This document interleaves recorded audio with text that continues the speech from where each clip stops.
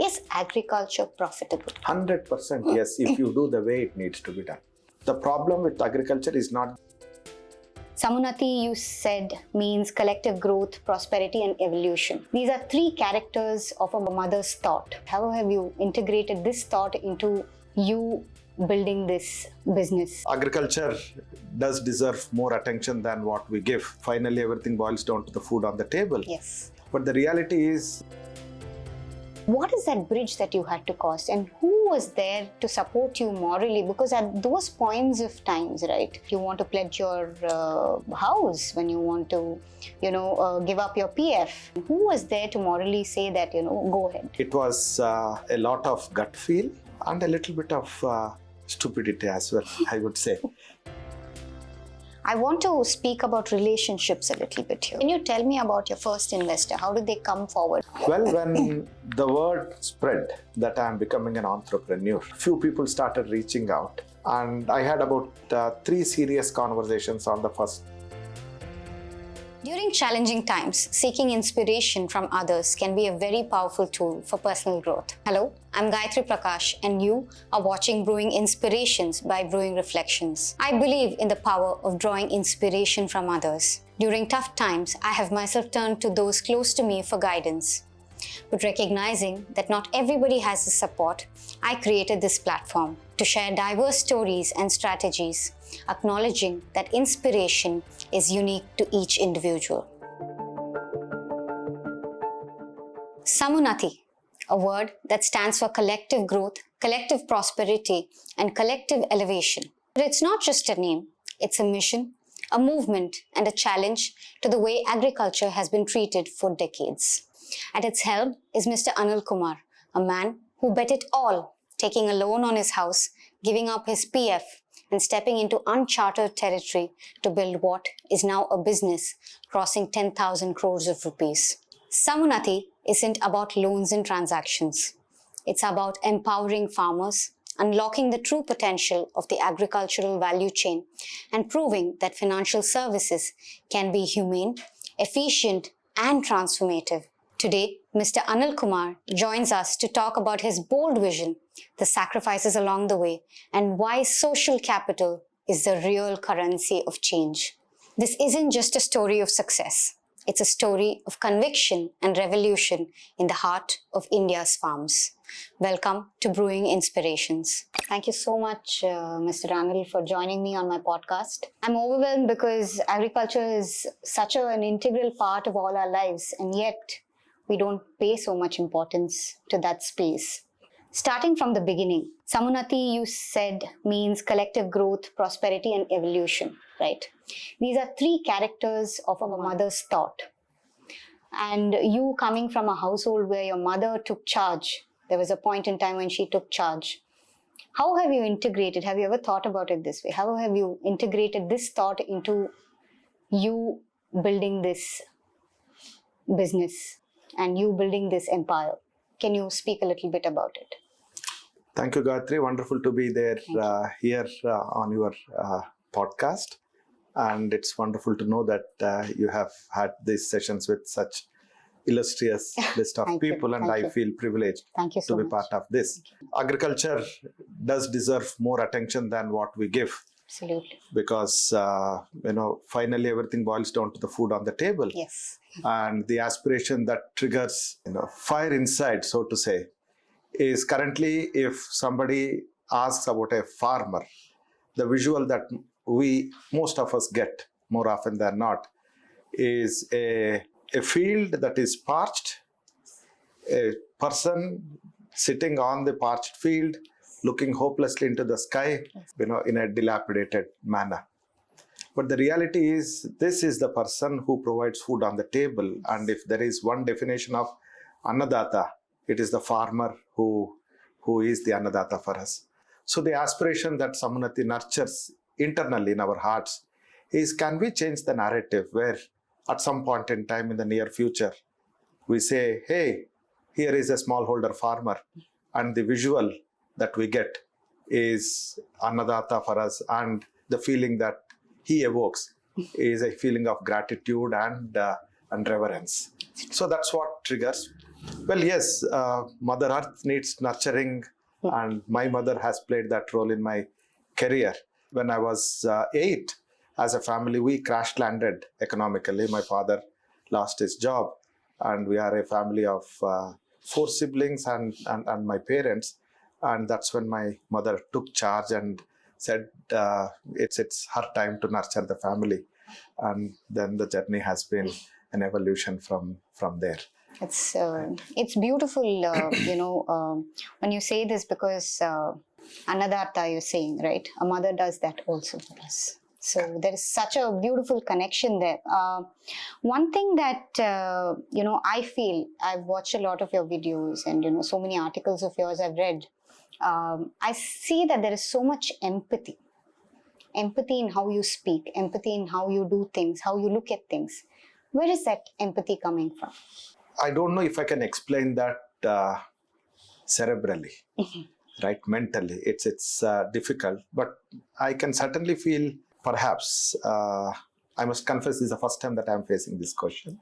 So let me see what comes straight from the heart. I would say 2 things lead to this kind of an approach. One is I stumbled into a meditation system that focuses on heart, a system called heartfulness.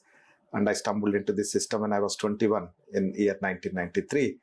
And it is a heart-based meditation system that focuses on being driven by intuition and the feelings of the heart than the mind. Second, the economic background that I have come from and the way the social structure around our family helped us, thanks to my mother's ability to create what is called a social capital, made me learn a lot that contracts have limitations, transactions have limitations, human to human interactions don't have limitations because they are driven by trust and respect. So when the starting point for any engagement, whether it is business or otherwise, is based on trust, then the engagement leads to something else. And I have learned that time and again in my personal as well as professional life. Whenever you get an investor in a company, the transaction is always based on, how do we negotiate better and how do we get the best deal out of it? And there is always a dimension of, are we getting the right deal or not, right? So in my case, when I went to my investors, I basically said, see, I don't understand the dynamics of valuation and cap table. All that I'm looking for is a fantastic partner to realize my dream in agriculture. If you are that, I'm willing to travel together with you. And they said, yeah, valuation is not a problem. We will teach you, and then you would be able to pick up. And then they took me through an example, and it was not a rocket science. I didn't understand what it is, excepting that I was not very familiar with the jargons that get used, but I got it. Then a couple of days later, they called and said, hey, then what do you think of the valuation that we have offered to Samunnati? Then I said, oh, that was an example. I never thought it was Samunnati's real valuation that you guys are looking at. Let me quickly come back and confirm to you. And I reach out to a friend of mine who said they have been fair to you. So if I were you, I would take it. I go back to my first investor and said that I understand this is a fair deal. So I'm ready to go ahead. Is when they said, you are placing so much of trust on us. We had put a small buffer to the negotiation. Now that you are not negotiating, we will up the buffer. My God. Okay, so that is what trust does. Wow. And there have been, Gayathri, a number of examples where in our own customer engagement, trust and respect comes much before the contractual obligations and transactions. Wow. And on a very, very lighter note, I often mention that we lend and pray. But in the heart of the heart, I know that, human beings are trustworthy. They would like to uphold their credibility at any cost. And willful defaulters are usually minority. I did want to ask you, I will be getting to that part a little in detail, as we go into the interview furthermore. I want to understand your journey. You were employed for a few decades before you took this plunge. Right.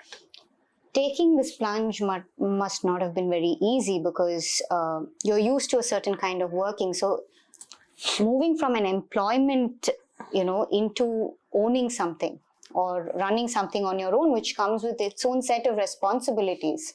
What is that bridge that you had to cross, and who was there to support you morally? Because at those points of times, right, when you are saying, that you want to pledge your house, when you want to, give up your PF, which is the case, that happened with you. How was it taken within your family, and who was there to morally say that, go ahead? Well, I don't want to make it sound too, profound in making that decision. I would say it happened. Mm-hmm. It was a lot of gut feel, a lot of conviction that what I'm doing is right, and that nature would conspire to support me, and a little bit of stupidity as well, I would say. But it was not a thought-through decision. That much I can definitely confirm, because had I applied my mind, it was at odds against every logical process of decision making. First and foremost, I'm a first generation entrepreneur. I'd never built a company. Second, there was no safety net should there be a failure. Three, there is no support structure within the immediate family who can help me should something go wrong. And children were just coming of age for the college education and so on and so forth. So if I had gone through the logical steps of decision making, this is not a decision that should have been made in the way that it got made. But well, most of the decisions in my life have happened that way, and it's not one-off decision that happened, right? So I'm from a small town boy, and then when I was doing my engineering is when I got job in Canara Bank. And that was not a difficult decision to make, leaving engineering and joining Canara Bank as typist cum clerk. But then the decision to leave Canara Bank, which was a government bank, and join ICICI Bank in 1996 was a major decision, because you are leaving the comfort of a government job and the safety of what a government job brings to a lower middle class person, to a private sector bank where you have to be performing at all times, and the possibility of being fired are more than what Canara Bank had. But then again, it felt right. There again, I went to my sisters, who by then had joined public sector banks, to see, should something happen, would you be able to provide a safety net to me? And they assured me, and then I joined ICICI Bank in 96. Again, the decision was not foolish, because age was on my side. I was 24 when I joined ICICI Bank after 5 years of banking, because I started my career when I was 18 and a half. So I had age on my side, and I was confident that should something go wrong, there is a possibility of getting another employment. That is not something that I was afraid of. Got it. Then fast forward 2002, 2003, when I had completed my graduation, and then I had become a branch manager, and I had already completed my MBA, is when this bug of going back to the school came in. Is when I took a education loan from Central Bank of India, and then went to Manila to do my master's with an intention to get into academics, not the corporate world. That was a major decision again, because I was comfortably settled as a branch manager in ICICI Bank, who would go back to school at the age of 34. But then I went to the school at the age of 34, and I would say whatever happened after my graduation from Manila has been a non-linear journey for me. And I owe a lot to the education and the exposure that I got in Asian Institute of Management to who I am today in terms of my thinking. And then, the IFMR happened in 2008, and then 2014, when Samunnati as an idea germinated, it felt natural. And most of these decisions have always happened when intuitively I felt that is the right thing to do. And that's where, again, I go back to heartfulness as my anchor. When you are connected to heart, and when you feel that what you are doing is right, there is no apprehension, there is no anxiety, there is no fear. Because you are in the right direction, all the forces of nature would conspire to support you. And that's what my family did. When I shared this idea with the family, they all said, this is the right thing to do. Just do. You are destined to do this. But from hindsight, if I place myself today, circa 2024, 2014, that decision was a major decision. It was. I was 42 and my net worth became minus 12 lakhs from whatever it was. And all, as they say, all cards on the deck and all hands on the table. That's it. It's not at all easy. That, like In you said, in hindsight, feels. yes. But when the decision was made, it was not even an iota of doubt. Smooth. And then I also have to mention my gratitude to many people who at that point in time said, don't worry, we are there with you. Well, I did not reach out to them for anything, but the fact that I can go back to few people for support was enough. That again, I go back to what I learned from my mother, the ability to build social capital, right? There have been people who said, we will make you sit in our office for 6 months should you fail, and we'll pay you your last round salary, but don't chicken out from Samunnati. Wow. There have been people who said, we will support you with our office, with our people. So I see that you've always been led by your heart. In fact, when you somehow, even though you feel that, your decision making has been, different at different points in time, you may have looked at different things. From the minute you started, you pulled out of college, saying that, 50% of the household income was going to my education. I'd take a job instead. So from there to where you are today, I see that, a lot of decisions have only been made. It's not just intuition, it's being in alignment with your own thought process, right? This is a little off script. I'd not written this. I got a call a few weeks back from somebody who said, I'm very confused as to how to proceed with, a certain thing. I feel like my heart is confused. I said, the heart has a very strong voice. The mind could be calculative. I see you as somebody who has so much experience in this. I'm sure you have thought this, multiple times. Can you maybe give clarity on that? How does one know the difference between the voices of the heart and the mind? The thought or the feeling that one gets at the first time is usually the signal from the heart. This is all my experience. Second, whenever I have done something that my heart has said, I felt at ease. It felt home. It felt natural. Whenever I have gone with mind, it's not that there have not been occasions where I have made decisions using mind. There is always this second guessing or this anxiety saying, am I doing right or not? Right? So the only signal that I have experienced is when things are driven by heart, you feel this is the right thing to do. This is the best thing to happen. And it's just not doing things, by the way. There have been several occasions where you decide not to do something because you are driven by heart, right? There is a hesitation, at the fag end. And I remember, without quoting the details, I remember one of the cases where there was one customer requirement that I was pushing my team to look at positively. The team, for some reason, was delaying things. And I was getting a little anxious because customer service is very important for me. And sanction letter was to be given the next day. I returned to Chennai from Mumbai at around 1:30.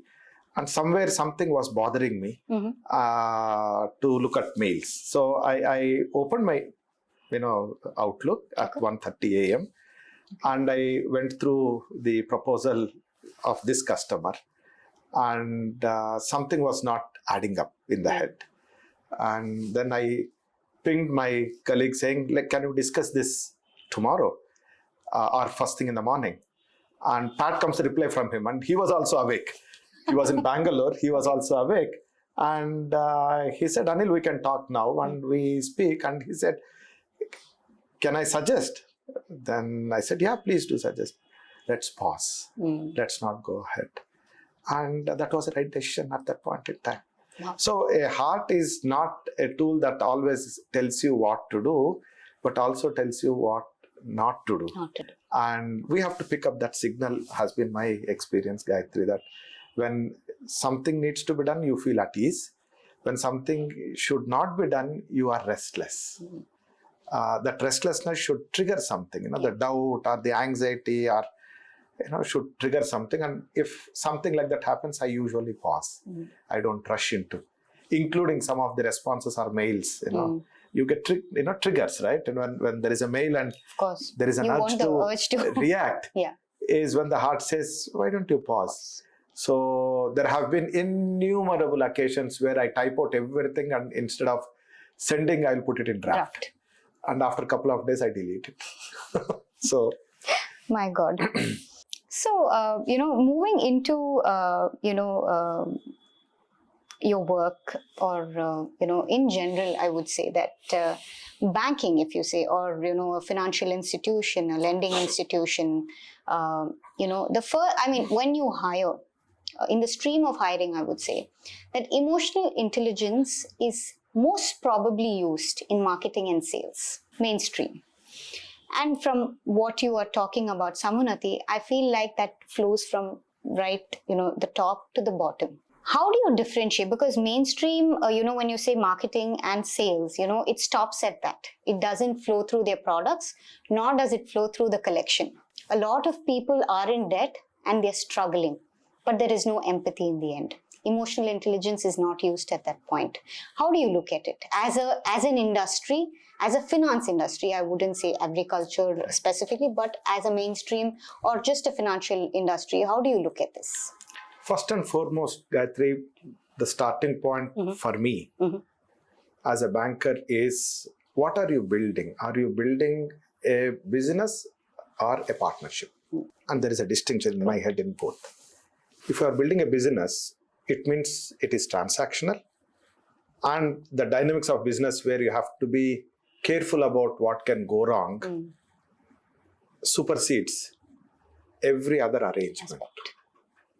The moment you start looking at, I'm building a partnership, the dimension would be, can we do something that is symbiotic in nature? Yes. Good for both, right? The moment you say good for both, two things would happen. One, I as a partner should be cognizant of what your risks are. Correct. And how do I mitigate. You as a partner should be appreciative of what my concerns are. Correct. And you should be able to mitigate. Correct. I'll give you a couple of examples. One, if there is a loan that I am giving to you as an enterprise, the primary thing that I have to assess is what are the risks that you are exposed to, which may put your cash flows into risk, and thereby you can then become a risky client to us. So it's not about you, it's about what are the risks that you are exposed to, and it is my duty to tell you that these are the risks that you may have. The reverse, we usually ask for personal guarantees, not necessarily collaterals.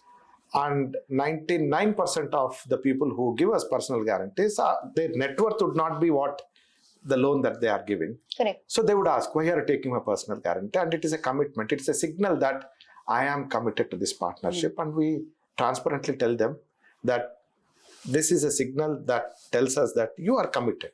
Should something go wrong, we sit across the table and talk and see how we can resolve this, because your risk is my risk is your risk. That's partnership. So it's not easy when you juxtapose how banking industry has evolved to this way of underwriting, because banking system has always looked at how do I protect myself from you. Whereas what we are saying is, can we protect each other's back? Right? And that's how Samunnati has been in its journey. Few things that are non-negotiable. We don't use words like help, right, or lender, borrower. Wherever there is a change in the shift of the position of people, we don't use. We don't like that. We are not helping anyone else. We are working together. Correct. We are partners. Correct. It's there in the name. Collective growth, collective prosperity, collective elevation is equally applicable to both of us. Absolutely. And that we have been constantly reiterating time and again. And any fresher, the moment he says, sir, we are helping. There have been cases where if there is a customer meet and we work with smallholder farmers and villages, they sit down, we sit down. They sit on a chair, we sit on a chair. And there have been occasions where we have unequivocally called out behavior where our people sit on the chair and customers are sitting down. Not acceptable. Right? Many a times they insist on that, but we insist saying we will sit down and talk. Wow. Those are the signals. And if we are consistent with it, then people would appreciate what it is. Absolutely. And, I really like the statement you made about, if we are going to look at the rearview mirror and try to drive forward. It was a statement that stuck to me when I saw that, video. Now, how did you come about something like that? Because not very many people think like that about others. How did you chance upon that thought that, servicing them and servicing ourselves is one thing. Seeing that we cannot hold them to something that has gone, wrong earlier, but we will take them at face value where they stand right now and do the processes slightly differently. It's not easy. It's not at all easy. You're saying we take guarantors, but even that is a lot of faith. Can you expand a little bit about this thought process? Well, time and again, what we have done in both Samunnati as well as in my own journey as an individual is I put myself in their position and see what would Samunnati want at that point in time.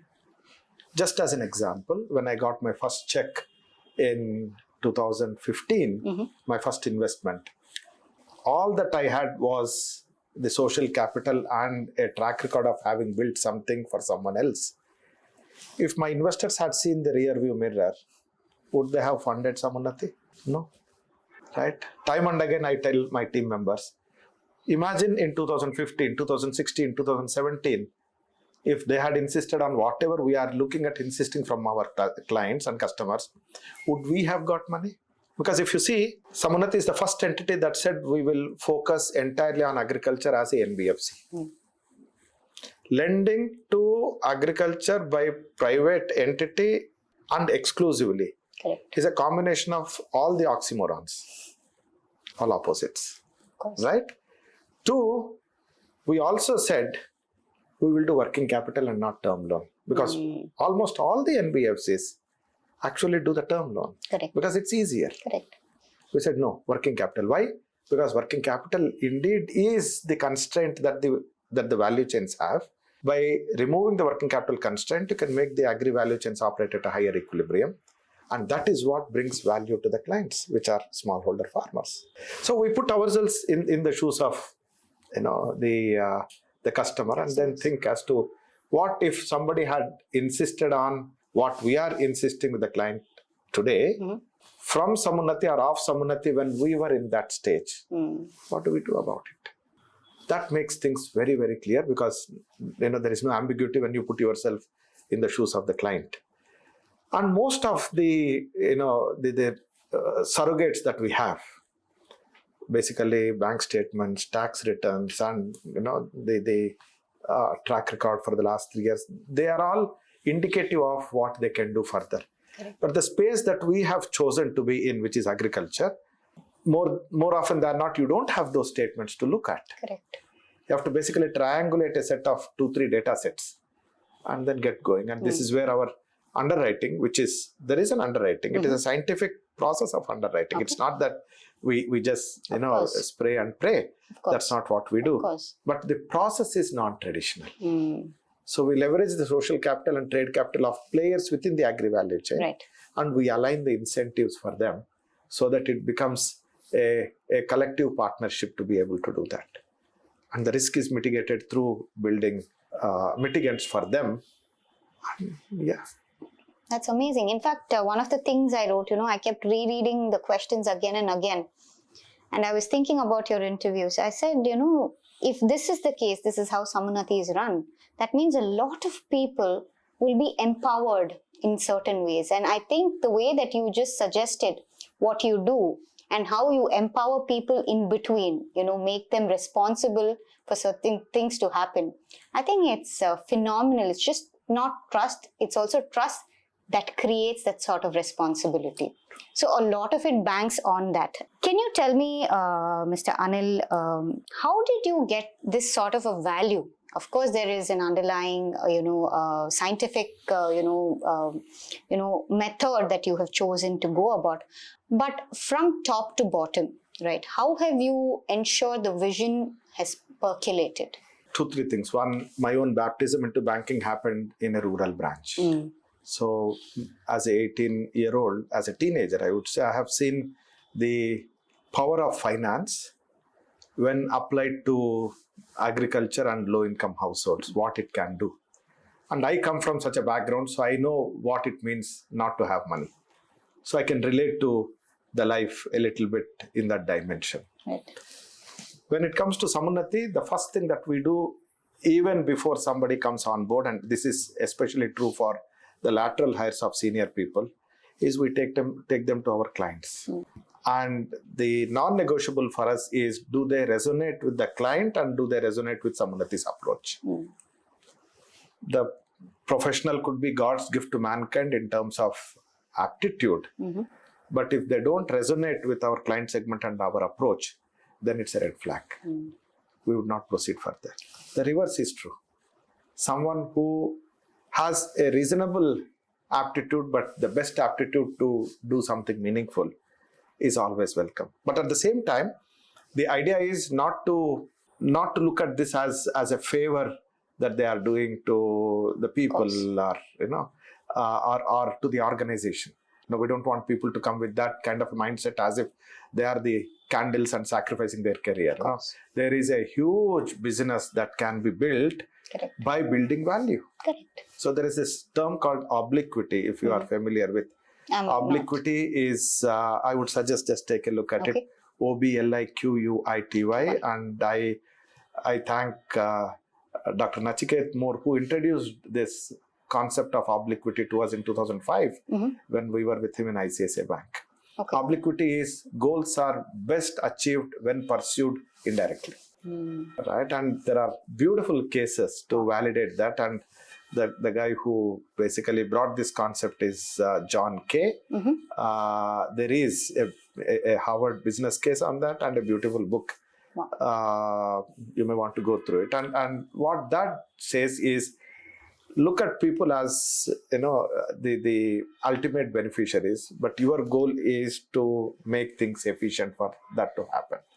So in our context, making agri-value chains operating at a higher equilibrium is the primary goal, which means we have to build a solid, sustainable, viable business.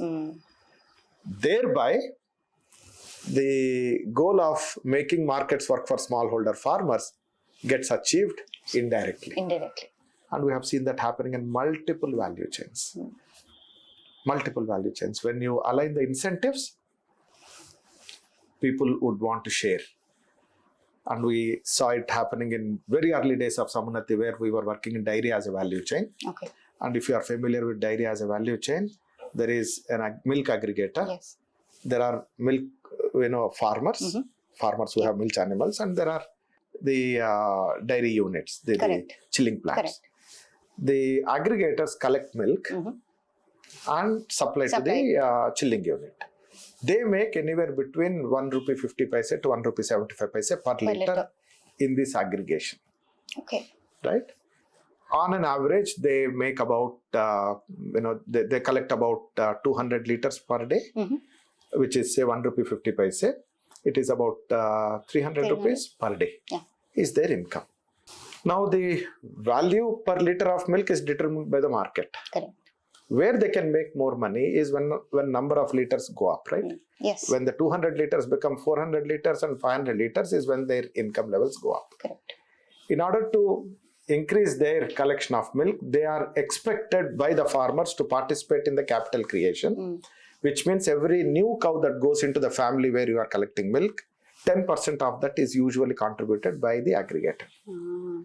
Now, the number of farmers that the aggregator can work is limited by how many the 10% the aggregator can give.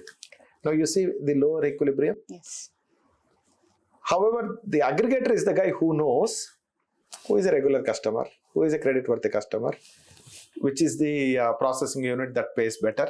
So, that entire information of whom to buy from, whom to sell to, and when is residing with this aggregator. Is the repository of the transaction history.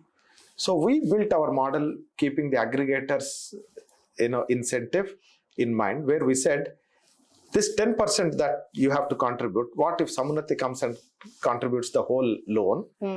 would you become party to the entire transaction and also share the risk? And they were more than happy.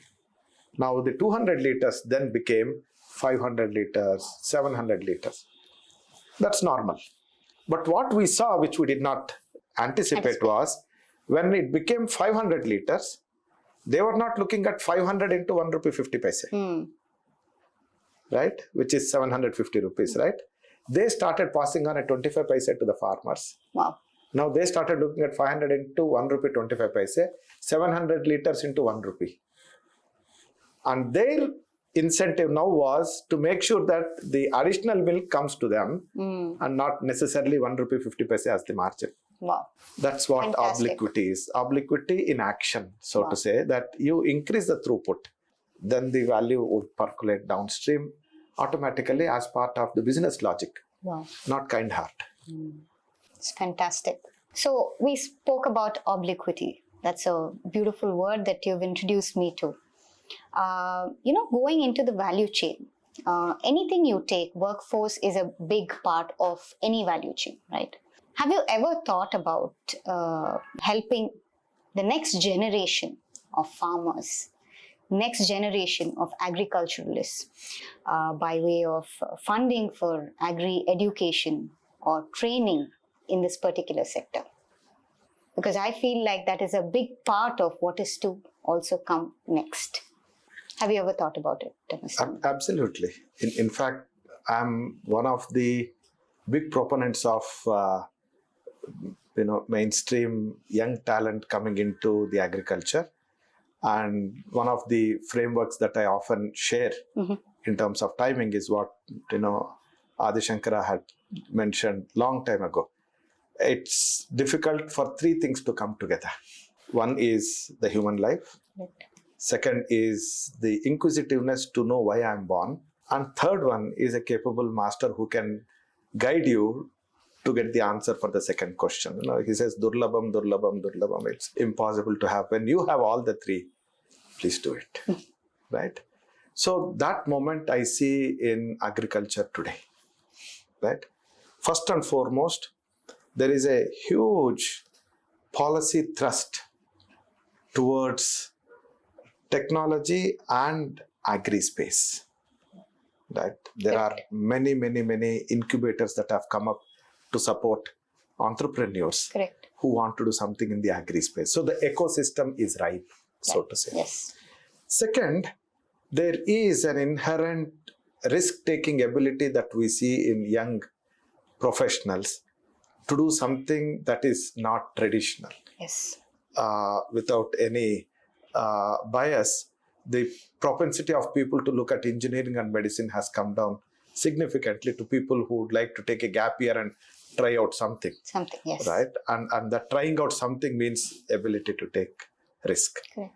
And the last one is there is an abundant availability of private capital to back the second one, which is ability to take risks. All the three coming together indeed is the moment for the startup space in agriculture. And that's what I say, Durlabam, Durlabam, Durlabam. And when you have it, make the hay when the sun shines. And that's the moment that agriculture has.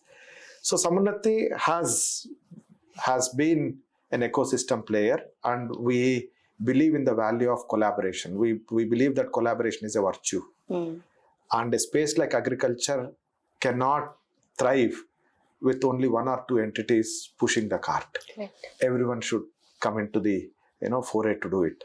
And hence we launched this initiative called Samaram, which engages with all the startups in the agri ecosystem. And we started working with the startups in the agri ecosystem when we ourselves were a startup. So to say, a blind leading a blind. We were startup ourselves, and then we were working with the startups. And live to date, we would have deployed a little over 1,000 crores for the startups alone. Wow. In terms of working together. And we are happy and proud to say that some of the large entities in the agtech space today have been Samunnati's partners when they were really small, when we were really small, and we have basically walked shoulder to shoulder as fellow travelers. Wow. So, nurturing the ecosystem has been one of the ways in which Samunnati engages. We go to campuses and hire people from the premium B schools with an intention to bring them into agriculture. And one of the ways to make that happen is bring technology into agriculture, right? For all of this to happen, Gayathri, you also have to understand the hierarchy of needs of a farmer. Because the hierarchy of needs of a farmer, when you look at farming as a drudgery, is different from when you put youngsters and aspiring people to look at farming as something that evokes interest in them. Right. There are two categories of people there. Someone who has done enough in the corporate world, been there, done that, and now wants to chill out and wants to do farming. Or someone who would like to change the world by doing farming. Youngster. Yes. For both these people, it is important to understand how does this, pyramid work, and that's where we take inspiration from Maslow's hierarchy of needs and understand what does a typical smallholder farmer need. If we put that framework, a typical smallholder farmer would need access to finance as the basic requirement. And if you see, most of our interventions as a country and as government have been to provide access to finance at the bottom of the pyramid, to the households at the bottom of the pyramid, right? Correct. Whether it is nationalization of banks, whether it is the regional rural banks, whether it is cooperative movement, whether it is microfinance, and now the Jan Dhan Yojana, they all are from the dimension of a large segment of our population is not in the formal financial framework. How do we bring them in? And I'm very proud to say that we as a country have made significant strides in this financial inclusion agenda. Now the aspiration is people who have got the basic need, as you know, how do they move to the next need, which is access to customized finance? Then once you have access to customized finance, how do they go to the better markets? Once you have better markets, how do you get into precision farming and high value agriculture? And then the self-actualization dimension is, should something go wrong for any reason, is the fall debilitating or is there a safety net? One needs to understand this hierarchy of needs.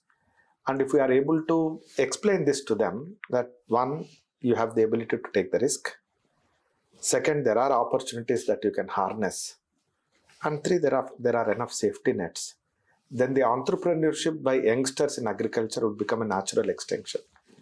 And that is what we are taking to many of the premium campuses and working with many incubators to promote entrepreneurship in agriculture.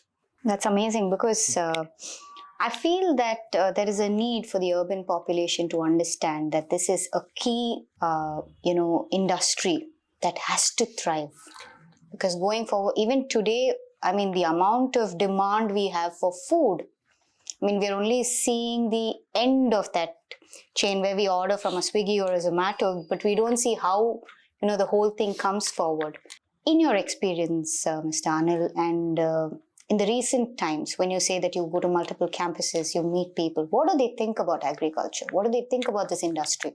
Right. 3-4 things. One of the things that COVID has taught the world is food on the table is not equal to money in the bank. They're two different things. You may have enough money in a bank account. That would not get translated into food on the table. Correct. You may not have anything in the bank and it can still translate food on the table. Right. So they are two different things. And that is a big realization for not only people, but for some of the nations. That food security is top of the agenda for many of the Correct. Smaller countries which are doing economically very well. Correct. It bothers them that, we may be doing economically well, but how do I protect my population from the risk of not having access to the food, right?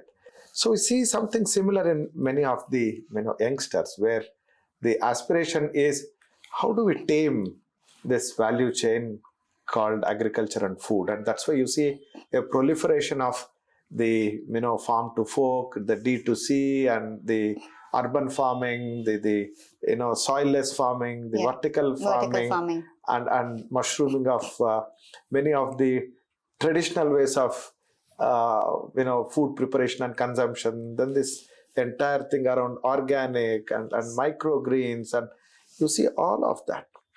It is also an indication of the economic development that we as India, we as a country are witnessing. Now, not long ago, we were, ship to mouth country. If you don't get the shipment, and it was not long ago, it was late 60s that we were dependent on imports to feed the population. And now you ban export of rice, and there is a hue and cry from other nations saying, please don't do that. And when you announce the opening of your exports, you would have seen in papers when the export curb on non-basmati rice was removed, the global rice prices came down by 10%. That's the power that country, our nation has now on the agriculture value chains. It's a starting point. There is a lot to do. But then going back, people have started paying attention to not only what they eat, but also how it is being produced. Traceability is becoming a word that we are talking a lot about. The residues and other things are becoming word. So from quantity, we are graduating to quality. Correct. And many of the people don't mind paying a little more to make sure that the quality is ensured. And we are at a cusp where that little more should translate into a little more for the farmer. Many of the agtech companies and youngsters who are driving them are making this happen. Wow. And one more thing I am very curious about is, you have a generation of farmers who are doing the work now. How about their lineage? Are they willing to come into the farming business right now post-COVID? Because a lot of things changed during COVID, right? So we are saying, we are seeing like a flip of a coin. It used to be this way, but it's flipped now completely. Do you see the same lineage coming into the farming business? Why I ask is because a lot of people from here, as a way of escapism, or they want to try something new, like you said, they move from here to there. Right? But how about the people who are already there? Because a lot of people want IT jobs. They want to go to plush offices. They have a different dream altogether. They don't want to see what their parents have gone through. They don't want that to happen anymore. The first salary has to be 25,000 or 30,000 to begin with. Has there been a change in that area? That is something that would take time, in my view. It's less about the economic dimension. It's more about aspiration. For a person who has seen the perils of traditional ways of doing farming and the effort that it entails and the risks that it represents, there is always an aspiration to do something that others are doing which are not exposed to these risks. Correct. Right? Correct. The aspiration is not only in the current generation, but there is also an aspiration that the parents have, saying, let my children not go through what we are going through or what we have gone through. Exactly. And hence, one of the best pension policies that we as a country have is education. Come what may, even if it means selling off the land, there is an effort to get the child educated so that the educated child will then get into an employment and there is a steady flow of income. Correct. And when these people are in their old age, that becomes a pension plan for them. That's how the Indian society and the context is, right? It will take time. What we are seeing as green shoots is some of these kids who have gone to campuses now are looking at agriculture as a viable option to grow economically. Wow. And we see time and again many of these bright kids from the campuses who are from the agriculture background wanting to apply their domain expertise of having seen farming as children, as when they were growing up, to the technology that is available, and can I build a viable business model where you also make considerable income from this farming. And this is where technology and precision farming tools would play a big role. Things like drone, things like vertical farming, things like using satellite imagery to monitor your crop. All of these are the ones which can then make farming cool than what it otherwise is. And some of these youngsters who are from the farming background and parents who have been doing farming are now going back to do this. And of course, there is also this dimension of collectivization that is happening, and which is one of the principal areas that Samunnati works on, working with the farmer producer organizations. We are seeing a lot of youngsters also going as CEOs of the farmer producer organizations, Oh, the wow. FPOs, and in my view, it is a win-win-win proposition. First and foremost, they are going because they love agriculture. Correct.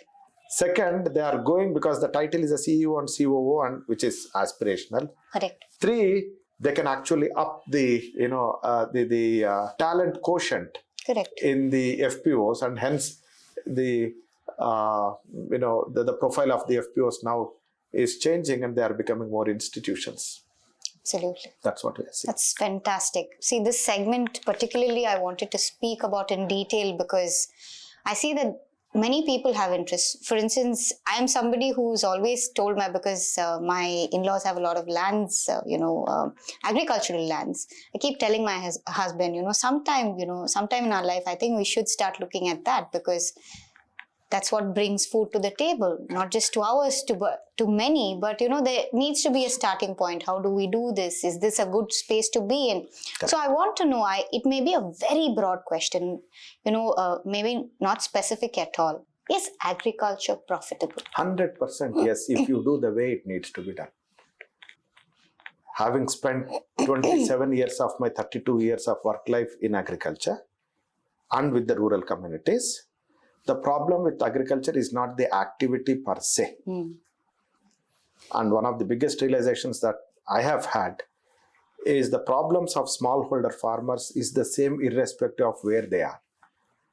Not just India. Correct. You take the smallholder farmer in US for that matter, right? Or Timbuktu or Southeast Asia. They have three problems. Not having access to financial services, not having access to market linkages, Correct. and not having safety nets to try new ways of doing farming. Correct. When these three come together, then unlocking the value in agriculture is a natural extension. Wow. And that's where Samunnati's AMLA approach comes in. That's what we are looking at: aggregation, market linkage, and advisory services. A set of people doing the same economic activity coming together. They are coming together so that they can buy what they are buying cheaper. They can sell what they are selling better.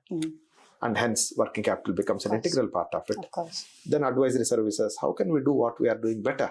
And this doing better could also be better ways of farming as well as better markets where you can sell. I have no doubt to say and confirm to you and to your viewers that farming, when done scientifically, is a viable proposition. We often mistake that with subsistence farming. Subsistence farming is done by people who don't have access to these three. And hence the starting point itself is a non-viable engagement. Correct. I want to speak about relationships a little bit here. So we were speaking about symbiotic relationships. Can you tell me about your first investor? How did they come forward? Because you said you did not have, you only had a social capital at that point, right? How did your first investor come into play? Well, when the word spread that I am becoming an entrepreneur, people started reaching out to me. And of course, that was also a small journey. I would have been incubated by my previous employer, comfortably. And that's, family for me. It continues to be family even now. And I had a sanction for an incubation. One of my friends in the investor world said that there is a difference between being entrepreneurial and being an entrepreneur. Being entrepreneurial is you still have an umbrella above you and you are protected. But being an entrepreneur is you stand under the sky and in the sunlight and build an umbrella yourself.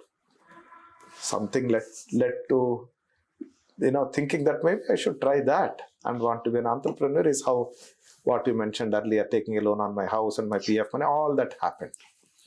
When that word spread in the investor world, my social capital came into play, and few people started reaching out. And I had about 3 serious conversations on the first check, and all 3 were moving in a particular pace. My first investor, Elevar, when they reached out, they had heard that I was becoming an entrepreneur from 2-3 people, and then I got a call from them saying, "Hey, we heard, and what are you doing next week?" I said, "I'm ready to come over." So we sat in their office in person, and I started telling about, what Samunnati is aspiring to do. But at that point in time, an entity looking at focusing entirely on agriculture was unheard of. And it was difficult for people to digest the fact that this is an entity which is looking at focusing only on agriculture. So I was hedging that with MSME lending and things like that. So middle of the conversation, they stopped and said, hey, if you had no constraints, what would you do? And I said, if I had no constraints, I would focus only on agriculture, nothing else. And they said, what if we tell you that we will support you only if you focus on agriculture? I said, Neki or Pooch, I'd be very happy to do that. That's what I want to do. I'm hedging because I don't know whether it is palatable to you or not. Correct. Right? And then one thing led to the other. Having said that, I had to tell them later that my very first concept note that I had prepared 7-8 months prior to this conversation was entirely on agriculture. And I shared that note with them, saying, you may want to just take a look at it. This is what I wanted to do. I was not changing my stance because you are asking me. So, fundamental belief that I have, Gayathri, is when you tell the truth and put trust on the table, a lot of things get easier to handle. It's true. Fortunately for me, this particular investor had spent significant time in understanding agriculture. And again, fortunately for me, they continue to spend a lot of time in understanding what is happening in agriculture. So getting an aligned investor is a blessing. And this is what happened with my first investor. Not that the other two names were not that, but the other two names were also moving. But the moment this conversation happened, these guys moved really fast. And rest is history. So you spoke about, investors who are aligned with your vision, right? Have there been any moments, when you lined up with investors that it was not aligning the way you wished it would, but still had to go through with it? Because this is a very normal thing to happen in all walks of life. Investor, any other relationship, this is something that's very crucial to know how to behave. Correct. Is there any example that you can give me of what you have done in the past? When the alignment was not perfect, but you still had to go on because, the purpose is, the goal is there and you just had to hedge forward. Right. Several occasions. It's natural. When you are working together, it is natural to have differences of opinion. Correct. But one thing that we had agreed before they came in, and that continues to be a non-negotiable, is I need to have my freedom to do what is good for Samunnati. Correct. And if there is a problem, I should run to you than run away from you. That was my expectation that I had set. Second thing that was non-negotiable is they will have portfolio of investments. Some do well, some do extremely well, some do reasonably well, but it's a portfolio approach. For me, Samunnati is one. I have to make it happen and I will make it happen. Right? So the understanding that we have is Samunnati's interest is paramount to you and me. So what is good for Samunnati overrides what I think, what you think. So in the event of a disagreement on anything, we step back and say, what is good for Samunnati? We discuss that.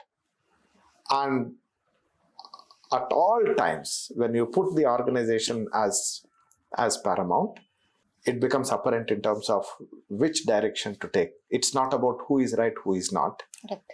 It's about what is good for the organization. Correct. Innumerable occasions where we go back saying, hey, what is good for Samunnati? Let us look at it. And this again is a technique that I learned from one of the works of Eliyahu Goldratt, Gold 2. And if you are familiar with what is called a cloud technique, I would again suggest you may want to go through it, where any negotiation or any discussion where there is a disagreement, start with a point where there is an agreement, where both of us agree saying, yes, there is no disagreement, then work backwards or work forward, whichever way. But starting point has to be, do you agree that Samunnati's interest is paramount? Yes. Yes and yes. Now let's look at how this fosters that aspiration that we both are aligned. And it becomes obvious. One of the things that is very interesting that I see in a lot of people who are very driven is that they go back to the drawing board, like you just said.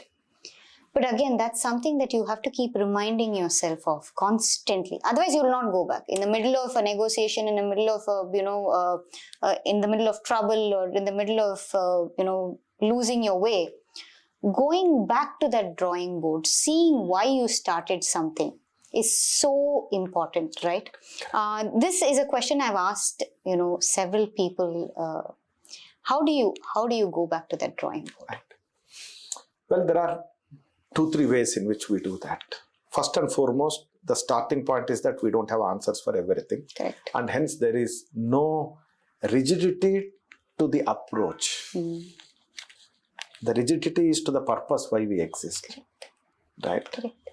And once that is sacrosanct, which is making markets work for smallholder farmers, is sacrosanct. Correct.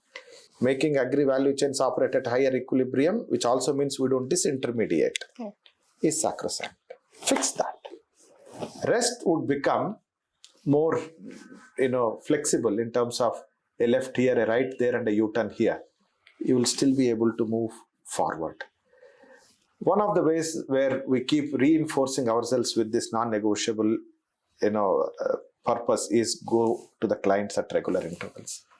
It's not theoretical that what we want to do is meaningful. You go meet the client and spend time with them and spend time in the field is where you realize what you are doing is so critical for many people and what are the additionalities that you have to bring in. For us, Samunnati's journey has been like peeling off an onion, one layer after the other after the other. We started as a lending institution. Then we soon realized that market linkages is where the highest risk is for the cash flows. Correct. So we got into Samunnati Agro that does the market linkages.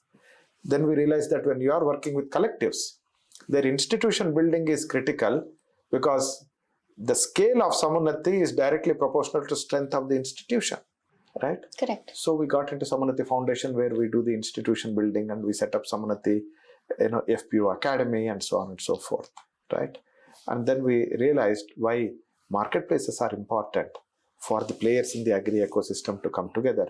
And that's when we started working on the marketplaces for that. So for us, the journey has been constantly evolving, like peeling off an onion. And hence we never fell in love with our original strategy of doing lending. Right? We always were open that we don't know what it takes Correct. to make it happen. And hence we have to be nimble-footed. And I have seen many of the enterprises where you become rigid and fall in love with your idea, suffering because external environment has evolved, things have changed, and your own learning has changed because now you are traveling. But you cannot get stuck with your original idea and then become obsolete soon. Correct. Right? And you see, the little history that I know of human beings, the reason why Homo sapiens survived is they had a better ability to adapt. Right. Flexibility. So organizations are also similar. If you have the ability to adapt to the external environment, adapt to the learning, because every day is a learning. Correct. Every field visit will give you both insights as well as opportunities. How do you harness them? And constantly learn, which also means that you are internally battling with constant change, constant flux. You will not have what is called a stability in your operations. Correct. Because you cannot have two moving parts. Absolutely. In a stable equilibrium, right? Correct. Absolutely. But that's what life is. When two, vibrating ones come together is when you see the tuning forks, the resonance. Both are vibrating, mind you. So that's what I would say, that flexibility in approach and rigidity in the purpose worked for Samunnati. Fantastic. And it's not, as easily as you say, it is not easy to endure that also. There's so much change constantly happening. In fact, one of the questions I did want to ask early on was that, did you gradually grow or, you built systems and teams and then, the business started coming to you. But like you said, you've been peeling onion with Samunnati. That's how it has been.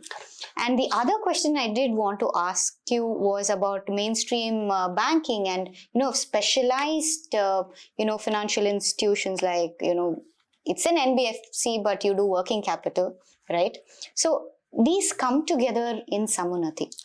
And this is a beautiful mix, I would say. I mean, you're empowering people on one side, you are, giving a huge lending hand on the other side, but you treat people equally. It has been phenomenal that you're so open. It's not easy at all to run an institute like this where there are so many moving parts. I must confess, we don't see it that way because that's what we do on a daily basis. Correct. So it feels a little overwhelming to hear that. No, it is because easy, the way that you would, natural.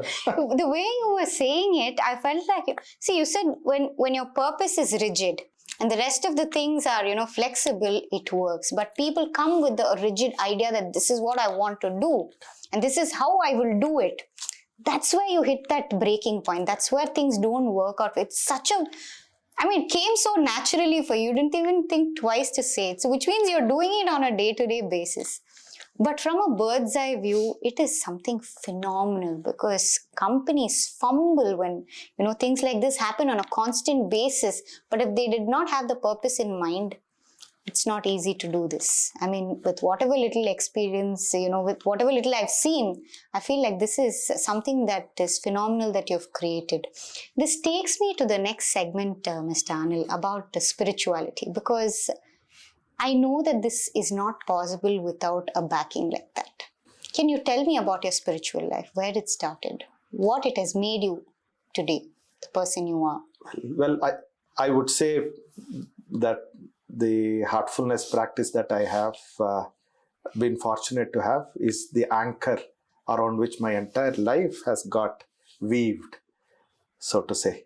And I stumbled into spirituality accidentally. I belong to a family of priests. Mm-hmm. My grandfather and my Periyappa, they were all temple priests. And then at home, we were all doing what it takes to continue the tradition. When I moved to Canara Bank in 91, mm-hmm.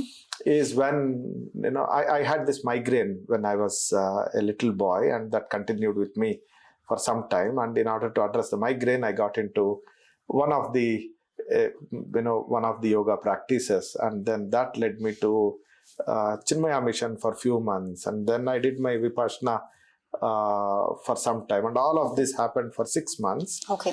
And then one thing led to the other, and I found myself in Sahaj Marg, in heartfulness. That was 2nd February 1993. 93, okay. When I joined heartfulness, I felt home. I'm here now. Well, that was the starting point. Then the entire ecosystem of heartfulness, where you have people supporting you, not just from a spiritual practice, but the ecosystem provided me mentors, provided me well-wishers, provided me shoulders to cry on. As my younger son puts it, when somebody told him what heartfulness for him represents, it's a family away from family. So I got that in the heartfulness system, where the ability to listen to the heart, the ability to take risks that are for a larger purpose are not risks. They are the purpose why someone exists, okay. And an opportunity to provide that. So for me, spirituality is not about getting something. If you ask me, am I in the spiritual system to get liberation? I don't resonate with it. Is it to achieve some powers and other things? I don't resonate with it. Can my day-to-day be a better version of who I am? Can I relate with people, right? Can I know what is going on in their hearts without they telling anything? Can I be empathetic to my clients? Can I trust people without the fear of being taken for a ride or being taken for granted? In other words, the muscle of heart got strengthened thanks to heartfulness. Wow. And everything, I started looking at was from the prism of, the heart guiding or the intuition guiding. And as I mentioned earlier, it's not only about taking decisions and doing things, it's also taking decisions not to do things, all driven by the prism of heart. And well, Samunnati as an entity also brings in the dimension of starting off any important meeting or any important gathering with an intention to invoke that higher purpose. So what we do in Samunnati is every important meeting, we start off with a silent prayer for a minute or so, where we basically say, may whatever that we are going to decide as part of this meeting be for the larger good of humanity. May all the insights and inputs that we get come from the dimension of being good to the larger humanity. That's the starting point in which we engage with each other. And if it is for larger good of or greater good of the larger humanity, then it must be good for us as well, because we are part of that. Of course. Right? You are not outside the ecosystem. You are part of the same ecosystem. So for me, the spiritual practice of heartfulness strengthened both the wings. One wing on being anchored inside, the other wing of engaging with human beings from a dimension of heart to heart connection, rather than looking at them as tools. They are fellow travelers for us. And in Samunnati, when somebody says, I'm leaving Samunnati, I know for sure that they are leaving the organization, but not Samunnati, the idea. And we have a very, very vibrant alumni network. People still refer many of the clients to us. They are the counterparty on the other side. So, we don't engage in a transactional manner. And that again is thanks to, the spiritual practice that emphasizes the journey of animal being to human being to a divine being. Somewhere, as long as I'm a good human being, that's enough for me, is how I look at it. And the small investment of morning meditation and evening cleaning and night bedtime prayer is always helpful. And if there is a stress and things that trouble you, you have a safe space to go and hide.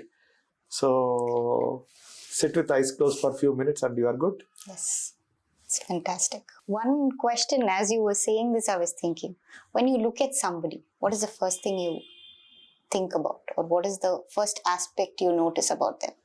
How they are doing at that moment.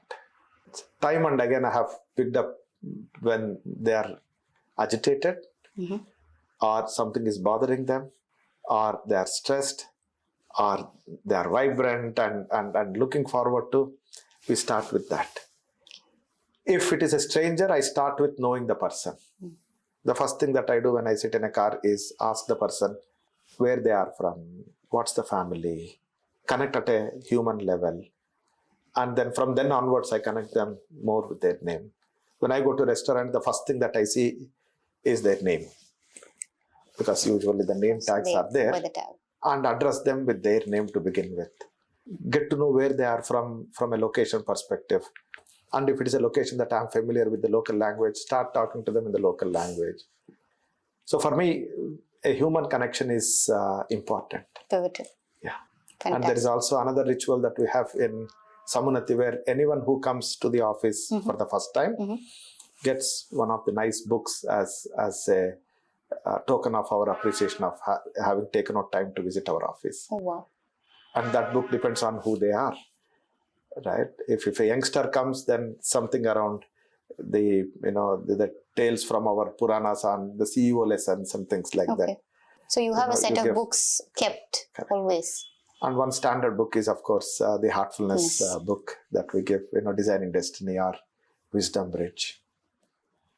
Fantastic. I think it's been a very wholesome, podcast. I mean, more than an interview, I think I've learned so much today just sitting here and listening to you speak.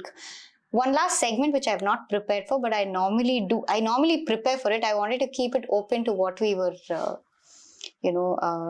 discussing today. It's the rapid fire. One word when you think of when I ask these questions. Love. Humanity. Humanity. Courage. Risk-taking. Family. Entire universe. Money. To be used for others' welfare.